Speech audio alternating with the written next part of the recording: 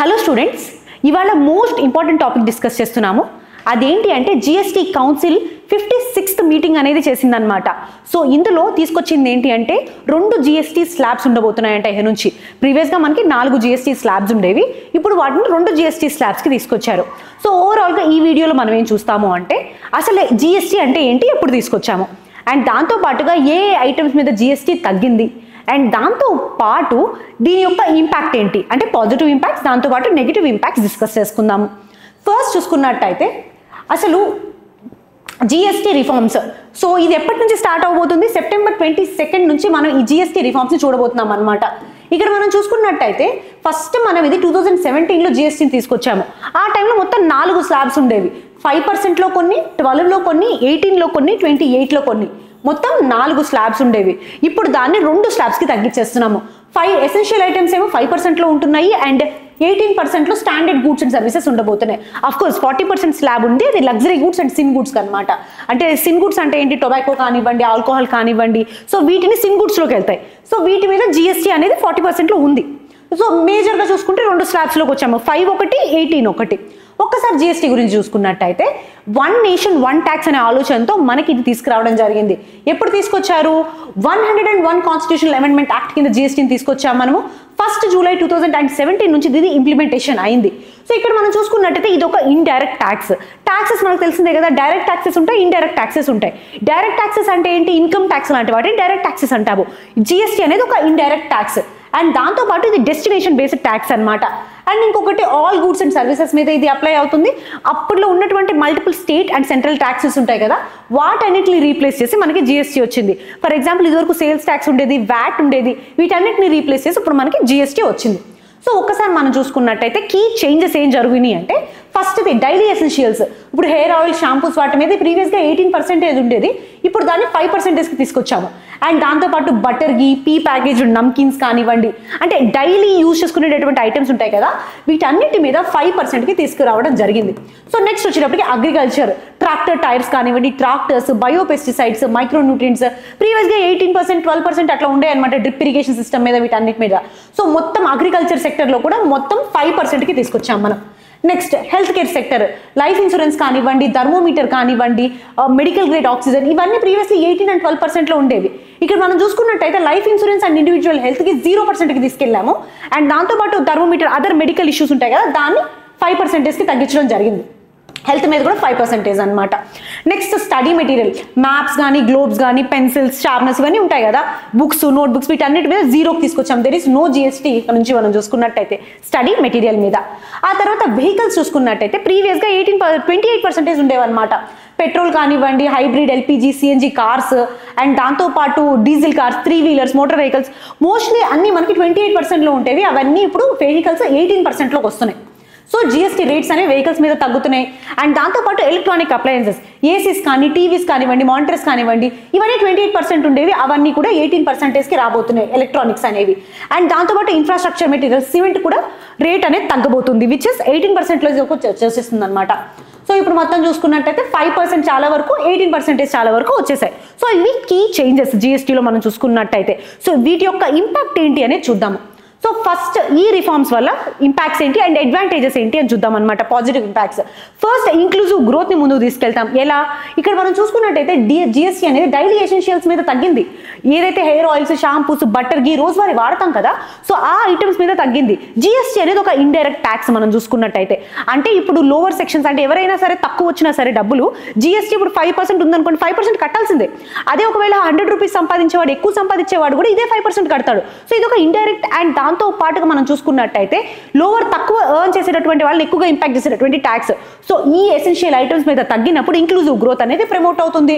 And దాంతో పాటుగా మనం చూసుకున్నట్టయితే సమగ్ర శిక్ష అభియాన్ కానివ్వండి, లేదా మనకి పిఎం పోషన్ స్కీమ్. సో స్పెసిఫిక్గా ఏంటి అంటే స్టడీ మెటీరియల్స్ మీద 0 చేసేసారు జిఎస్టీ.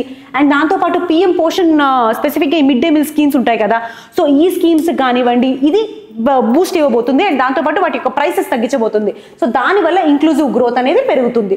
ఇది ఫస్ట్ థింగ్. రెండోది అగ్రికల్చర్ సపోర్ట్. ఇక్కడ మనం చూసుకున్నట్టయితే ట్రాక్టర్స్ మీద, డ్రిప్ ఇరిగేషన్ మీద, అగ్రి, ఫారెస్ట్రీ మెషిన్స్ మీద అన్నిటి మీద GST 5% తీసుకొచ్చాము. సో అగ్రికల్చర్ మన కంట్రీకి బ్యాక్ బోన్ లాంటిది. సో అలాంటి అగ్రికల్చర్ మీద మనం GST తగ్గించినప్పుడు ఇంక్లూజివ్ గ్రోతే కాదు, అగ్రికల్చర్ ఒక డెవలప్మెంట్, ఎకనామిక్ డెవలప్మెంట్ అనేది జరుగుతుంది అనమాట. ఇంకా దీనివల్ల ఏమవుతుందంటే పెస్టిసైడ్స్ ఉంటాయి, దాంతో పాటు మనం చూసుకున్నట్టయితే ఇరిగేషన్, ట్రాక్టర్స్ వీటన్నిటి యొక్క ప్రైసెస్ తగ్గుతాయి. సో దాంతో పాటు అగ్రికల్చర్ గ్రోత్ అనేది మనం చూసే అవకాశం ఉంటుంది. మూడోది వచ్చేటప్పటికి హెల్త్ కేర్ యాక్సెసిబిలిటీ. ఇక్కడ ఆల్రెడీ మనం చూసాం హెల్త్ కేర్ మీద కూడా చాలా తగ్గింది. అసలు లైఫ్ ఇన్సూరెన్స్ మీద అయితే నిల్ అసలు GST లేదు. అండ్ దాంతోపాటు థర్మోమీటర్ కానీ, మెడికల్ గ్రేడ్ ఆక్సిజన్స్ వీటన్నిటి మీద 5% వచ్చేసింది, స్పెట్స్ మీద కానివ్వండి. సో దీనివల్ల యాక్సెసిబుల్ హెల్త్ కేర్ అనేది పెరుగుతుంది. ఆయుష్మాన్ భారత్ కానివ్వండి, ప్రధాన్ మంత్రి జన్ ఆరోగ్య యోజన, సో ఈ గోల్స్ అన్ని అచీవ్ చేయగలుగుతాము. నెక్స్ట్ వచ్చేటప్పటికి ఇండస్ట్రియల్ గ్రోత్. ఇక్కడ మనం చూసుకున్నట్టయితే ఇక్కడ ఎలక్ట్రానిక్స్ మీద, వెహికల్స్ మీద ఈ ట్యాక్స్ కట్ అనేది అబ్జర్వ్ చేయొచ్చు. 28% నుంచి 18% వచ్చేసాయి కదా. సో వీటి వల్ల ఇండస్ట్రీస్ మీద డిమాండ్ అనేది పెరుగుతుంది. ఎలక్ట్రానిక్స్ కానివ్వండి, ఈవీస్ కానివ్వండి, రేట్ తగ్గినప్పుడు వాటి డిమాండ్ పెరుగుతుంది. దాంతోపాటు మ్యానుఫ్యాక్చరింగ్ సెక్టర్ యొక్క డిమాండ్ పెరుగుతుంది. ఓవరాల్గా ఇండస్ట్రీ గ్రోత్ అబ్జర్వ్ చేస్తాము. నెక్స్ట్ దాంతోపాటు ఈ మ్యానుఫ్యాక్చరింగ్ సెక్టర్ యొక్క గ్రోత్ ఉంది అంటే, MSMEs యొక్క గ్రోత్ ఉంది అంటే ఎంప్లాయ్మెంట్ కూడా ఎక్కువ జనరేట్ అవుతుంది. సో ఈ GST రేట్స్, ఈ స్వీమింగ్ మిషన్స్ కానివ్వండి, హ్యాండిక్రాఫ్ట్స్ కానివ్వండి, SHGs కానివ్వండి, వీటన్నిటి వాడేటటువంటి వస్తువుల మీద GST రేట్ తగ్గడం వల్ల ఎంప్లాయ్మెంట్ జనరేట్ అయ్యే అవకాశం ఉంటుంది. అండ్ దాంతోపాటు is of living and simplification. ఇక్కడ స్లాబ్స్ ఏవైతే రేషనలైజ్ చేశామో ఇప్పుడు కంప్లైంట్స్ అనేది కొంచెం ఈజీగా ఉంటుంది అనమాట. ఫర్ ఎగ్జాంపుల్ సింగపూర్లో ఉన్నటువంటి GST కానివ్వండి, అక్కడ స్లాబ్స్ చాలా తక్కువ ఉంటాయి, 1 or 2 స్లాబ్స్ ఉంటాయి. సో దానివల్ల ఇంప్లిమెంటేషన్ కట్టే విధంతా ఈజీగా ఉంటుంది. అండ్ ఇంకొకటి ఎక్స్పోర్ట్స్ అండ్ MSME. ఇక్కడ లో వాల్యూ కన్సైన్మెంట్స్ అంటే లెస్ దాన్ 1000 crore ఉంటే ఈ లో వాల్యూ కన్సైన్మెంట్స్ మీద ఈ రిఫండ్స్ అనేవి ఇస్తూ ఉంటారు అనమాట. సో దీనివల్ల లిక్విడిటీ పెరుగుతుంది అండ్ హ్యాండిక్రాఫ్ట్ కానీ, స్మాల్ బిజినెసెస్ కానీ గ్రోత్ అయ్యే ఛాన్స్ ఉంటాయి.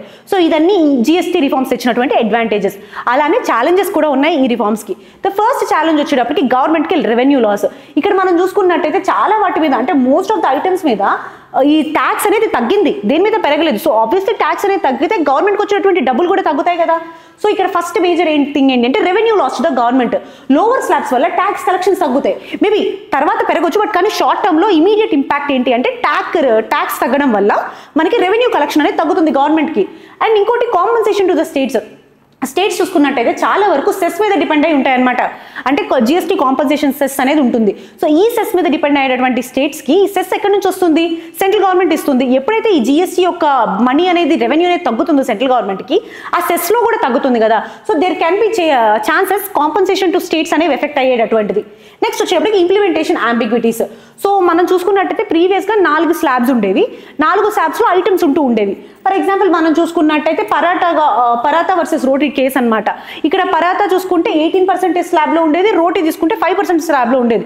రెండు తయారు చేసేది వీటితోనే, కానీ డిఫరెంట్ స్లాబ్స్లో ఉండేవి కదా ఇవి. సో వీటి మీద కోర్టుకి వెళ్ళడము, డిస్ప్యూట్స్ అవ్వడం జరుగుతూ ఉండేవి. సో ఈ డిస్ప్యూట్స్ అన్ని పోతాయని చెప్పడానికి లేదు, దేర్ క్యాన్ బి ఛాన్సెస్ ఈ డిస్ప్యూట్స్ ఇంకా ఉండేటట్టు కూడా. సో ఈ క్లాసిఫికేషన్ డిస్ప్యూట్స్ అనేవి ఇంకా లిటిగేషన్ వచ్చేటటువంటి అవకాశం ఉంటుంది. నెక్స్ట్ వచ్చినప్పటికీ ఇన్ఫ్లేషన్ అండ్ రెవెన్యూ బ్యాలెన్స్. ఇక్కడ మనం చెప్పాము ఈ ఎలక్ట్రానిక్స్, మ్యానుఫ్యాక్చరింగ్ సెక్టర్, ఈ సెక్టర్లో ట్యాక్స్ కట్ చేసామని చెప్పాం కదా, 28 నుంచి 18% వచ్చాం కదా వెహికల్స్ వీటన్నిటి మీద. సో వీటి వల్ల ఏమవుతుంది? డిమాండ్ పెరుగుతుంది. ఇప్పుడు ఎలక్ట్రానిక్స్కి మనం చూసుకున్నట్టయితే చాలా వరకు రా మెటీరియల్ ఇంపోర్ట్ డిపెండెంట్గా ఉన్నాం మనం. సో డిమాండ్ అనేది ఎలక్ట్రానిక్ వస్తువుకి పెరిగినప్పుడు రా మెటీరియల్ కూడా డిమాండ్ పెరుగుతుంది కదా. ఇక్కడ రా మెటీరియల్ మనం తయారు చేసుకోలేము, మన దగ్గర లేదు. సో దానివల్ల దాన్ని ఇంపోర్ట్ చేసుకోవాల్సి వస్తుంది. సో దానివల్ల ఏమవుతుంది? ఇన్ఫ్లేషన్ వచ్చేటువంటి అవకాశం కూడా ఉంటుంది అనమాట. అండ్ ఇంకొకటి వచ్చేటప్పటికి కంప్లైన్స్ ఇష్యూస్. ఇప్పుడు ఏవైతే ఈ MSMEs కానివ్వండి, వీటికి సింప్లిఫైడ్ నార్మ్స్ ఉన్నాయో మోస్ట్ ఆఫ్ ద టైం వీటిని మిస్యూజ్ చేసేటటువంటి అవకాశం ఉంటుందన్నమాట. నెక్స్ట్ చూసుకుంటే అన్ఈక్వల్ ఇంపాక్ట్. ఇక్కడ చాలా మంది క్రిటిక్స్ చెప్పేది ఏంటి అంటే ఈ GST నెక్స్ట్ జనరేషన్ రిఫార్మ్స్ ఏవైతే ఉన్నాయో అర్బన్ మిడిల్ క్లాస్కి ఎక్కువ గెయిన్ ఉంటుంది రాదర్ దాన్ రూరల్ పూర్ పీపుల్కి అని చెప్పడం జరిగింది అనమాట. ఎందుకని చెప్పేసి ఇప్పుడు ట్రాక్టర్స్ ఉన్నాయి, ట్రాక్టర్స్ మీద GST తక్కువగానే ఉంటుంది. కానీ బీహార్ అండ్ ఒరిస్సాలో ఉన్నటువంటి స్మాల్ ఫార్మర్స్ GST రేట్స్ తక్కువ ఉన్నా సరే అక్కడ క్రెడిట్ అవైలబిలిటీ కానివ్వండి, లేదా అక్కడ కావాల్సినటువంటి సపోర్ట్ సిస్టమ్ కానివ్వండి రూరల్ ఏరియాస్లో దొరకదు. సో బేసికల్లీ ఈ ఇంపాక్ట్ ఏదైతే ఉంటుందో అన్ఈక్వల్గానే ఉంటుంది, అందరి దగ్గరికి లాస్ట్ వైల్ దాకా వెళ్ళదు అని చెప్పేటటువంటి ఆలోచన అనమాట ఇది. నెక్స్ట్ వచ్చేటప్పటికి బాటిల్ నెక్స్ ఇన్ ఎగ్జిక్యూషన్. ఇప్పుడు GSTN కానీ కస్టమ్స్ నెట్వర్క్ కానీ వీళ్ళ యొక్క కొలాబరేషన్లో ఉన్నటువంటి issues and fraudulent claims, MSME complaints and documentation issues, refund processing, ఇవన్నీ ఆల్రెడీ GSTలో ఉన్నటువంటి ఇష్యూసే. సో ఇవన్నీ తగ్గేటటువంటివి స్కోప్ ఏమీ లేదనమాట. ఇవన్నీ కూడా ఇంకా ఉంటూనే ఉండొచ్చు, అంటే వీటి కోసం ఎలాంటి రిఫార్మ్స్ తీసుకురాలేదు కదా మనము. సో ఓవరాల్గా చూసుకున్నట్టయితే ఈ ఛాలెంజెస్ అన్ని ఫినాన్షియల్ స్టెబిలిటీ, ఫెడరలిజంని థ్రెటన్ చేస్తున్నాయి. What could be the way forward for this next generation reforms? ఏం చేయొచ్చు మనం? ఇంకా ఫస్ట్ వచ్చేటప్పటికి balance tax rationalisation. So essential items ఎలా అయితే మనం 5% జిఎస్టీ తీసుకొచ్చామో, సో అలాంటి వాటిని ఇంకా జీరోకి తీసుకెళ్ళడం వల్ల ఇంకా ఎక్కువ ఇంక్లూజివ్ గ్రోత్ అనేది జనరేట్ అవుతుంది. అండ్ లగ్జరీస్ ఐటమ్స్ మీద మనం 40% ట్యాక్స్ ఇస్తాము. సో వాటిని కూడా మోడరేట్ రేట్లోకి తీసుకురావాలి. ఫర్ ఎగ్జాంపుల్ మనం చూసుకుంటే సింగపూర్ అండ్ ఆస్ట్రేలియాలో ఎసెన్షియల్స్ ఉంటాయి కదా, ఎసెన్షియల్స్ మీద ఎలాంటి ట్యాక్స్ ఉండదు. ఇండియా చూసుకున్నట్టయితే 2019లో ఈవీస్ మీద 12% నుంచి 5%కి తగ్గించింది అనమాట జిఎస్టీ రేట్. సో దానివల్ల ఈవీ మొబిలిటీ, ఈవీ వెహికల్స్ ఒక డిమాండ్ పెరిగింది, గ్రీన్ మొబిలిటీ పెరిగింది. సో సెకండ్ వచ్చేటప్పటికి strengthen centre state physical relations. ఇప్పుడు ఏదైతే పర్మనెంట్ జిఎస్టీ కాంపన్సేషన్ ఫండ్ ఉందో దాన్ని పర్మనెంట్గా చేయాలి, ఇన్స్టిట్యూషనలైజ్ చేసి పర్మనెంట్గా చేయడం వల్ల స్టేట్స్కి రెవెన్యూ ప్రొటెక్షన్ ఉంటుంది. అండ్ దాంతో పాటుగా improve GST administration and IT systems, AI కానివ్వండి, ఎంఎల్ కానివ్వండి, ఇలాంటి న్యూ టెక్నాలజీస్ ఉన్నాయి కదా, వాటిని జిఎస్టీలో ఇంటిగ్రేట్ చేయగలగాలి. సో ఫర్ ఎగ్జాంపుల్ 2019 తర్వాత ఈ ఇన్వాయిసింగ్ తీసుకొచ్చారనమాట. ఈ ఇన్వాయిసింగ్ వల్ల దాదాపు ఫ్రాడ్స్ తగ్గాయి. 2022లో 55,000+ crore వాల్యూ ఉన్నటువంటి ఫ్రాడ్స్ డిటెక్ట్ చేయగలిగాం మనము. నెక్స్ట్ చూసుకున్నట్టయితే link GST cuts with social outcomes. ఇక్కడ మనం చూసుకున్నట్టయితే స్పెసిఫిక్గా యూకేలో VAT climate change or energy కట్స్ని బట్టి వాళ్ళకి వ్యాట్ ట్యాక్స్ తగ్గుతుందన్నమాట. ఫర్ ఎగ్జాంపుల్ ఒక ఇండస్ట్రీ పెట్టారు, ఆ ఇండస్ట్రీ క్లైమేట్ చేంజ్కి కానివ్వండి లేదా ఎమిషన్ కట్స్ కానీ టార్గెట్ చేస్తుంది అనుకోండి, సో దాని మీద వ్యాట్ అనేది తక్కువగా ఉంటుంది. సో అలానే మనం కూడా ఇప్పుడు జిఎస్టీ ఏదైతే కట్స్ చేసినామో అది సోషల్ అవుట్కమ్స్ని బేస్ చేసుకొని కట్స్ ఇవ్వాలి. ఫర్ ఎగ్జాంపుల్ మనం చూసుకున్నట్టయితే ఇప్పుడు ఇన్సూరెన్స్ మీద నీళ్ళు పెట్టాం కదా, అంటే ఇప్పుడు హెల్త్ ఇన్సూరెన్స్ మీద ఎలాంటి జిఎస్టీ కట్టే పని లేదు. సో దానివల్ల సోషల్ అవుట్కమ్స్ పెరుగుతాయి కదా, అండ్ దాంతోపాటు ఆయుష్మాన్ భారత్ కూడా హెల్ప్ అవుతుంది. సో ఇలా సోషల్ అవుట్కమ్ని బేస్ చేసుకొని జిఎస్టీ కట్స్ని లింక్ చేయాలి. నెక్స్ట్ చూసుకున్నట్టయితే Boost MSMEs and cottage industries. ఇక్కడ మనం చూసుకున్నట్టయితే జిఎస్టీ కట్స్ ఒకటే కాదు, వీళ్ళందరూ కంప్లైంట్స్ ఉండాలి అంటే కాటేజ్ ఇండస్ట్రీస్ కానీ ఎంఎస్ఎంఈస్ కానివ్వండి హ్యాండ్ హెల్డింగ్ సపోర్ట్ ఇవ్వాలి, ఫైలింగ్కి సపోర్ట్ ఇవ్వాలి, అండ్ దాంతోపాటు రిటర్న్స్ని సింప్లిఫై చేయగలగాలి. అండ్ ఇంకొకటి వచ్చేటప్పటికి periodic review of GST slabs. ఏవైతే జిఎస్టీ స్లాబ్స్ ఉన్నాయో ఈ జిఎస్టీ కౌన్సిల్ ఎవ్రీ 2 yearsకి రివ్యూ అనేది చేస్తూ ఉండాలి, ఏ ఐటమ్స్ ఏ స్లాబ్లో ఉండాలి అనే విషయం మీద. ఇంకొకటి మనం చూసుకున్నట్టయితే యూ ఒక వ్యాట్ డైరెక్టివ్ కూడా అదే చెప్తుంది, పీరియాడిక్గా ఈ స్లాబ్స్ కానివ్వండి ట్యాక్స్ రేట్స్ కానివ్వండి రివ్యూ చేస్తూ ఉండాలి ఆ సిచ్యువేషన్స్కి తగినట్టుగా. నెక్స్ట్ మనం చూసుకున్నట్టయితే ఈ జిఎస్టీ రిఫార్మ్స్ ఏవైతే ఉన్నాయో నెక్స్ట్ జనరేషన్ జిఎస్టీ రిఫార్మ్స్ ఇవి రెవెన్యూ సెంట్రిక్ టాక్సేషన్ కాకుండా వెల్ఫేర్ సెంట్రిక్ టాక్సేషన్ వైపు వెళ్తున్నాయి అనమాట. సో ఇలాంటివి ఇంకా ముందుకు తీసుకెళ్లడం వల్ల మనం ఇండియాని $5 trillion ఎకానమీ అండ్ దాంతో పాటుగా సోషల్ వెల్ఫేర్ కాంపోనెంట్ ని బ్యాలెన్స్ చేయగలుగుతాము. మీరు కామెంట్ సెక్షన్ లో జిఎస్టీ ఏ కాన్స్టిట్యూషనల్ అమెండ్మెంట్ యాక్ట్ ద్వారా తీసుకొచ్చామో చెప్పండి. Thank you so much.